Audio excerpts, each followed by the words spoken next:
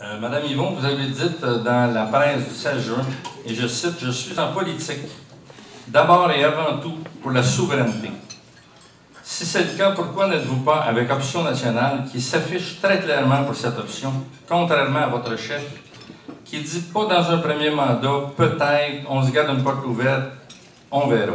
Monsieur Mars, c'est pas nous qui disons on verra, c'est plutôt vous. Mais c'est pour ça que je l'ai dit. C'est pour ça que je l'ai dit. Alors, oui, moi, je suis en politique pour deux grands objectifs, la souveraineté du Québec et le progrès social, et pour aussi changer la manière dont on fait la politique. Et pour moi, la souveraineté du Québec, c'est un objectif qu'on doit poursuivre à tous les jours parce qu'il y a des répercussions sur l'ensemble des dossiers.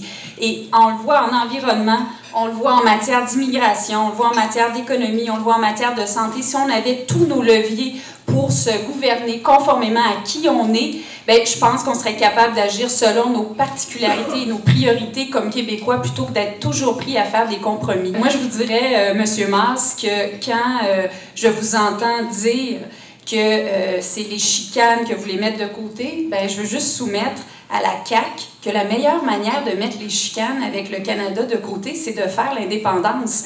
Parce que je ne vois pas comment vous allez continuer à défendre le Québec si vous vous abstenez de revendiquer auprès d'Ottawa. Est-ce qu'en fait, vous êtes en train de nous dire que vous allez faire comme le gouvernement libéral, ne plus avoir aucune demande face à Ottawa, ne plus défendre les intérêts du Québec et vous mettre à plat ventre devant le fédéralisme que l'on voit s'exercer de plus en plus fortement en ayant en tête les intérêts de l'Ouest du Canada?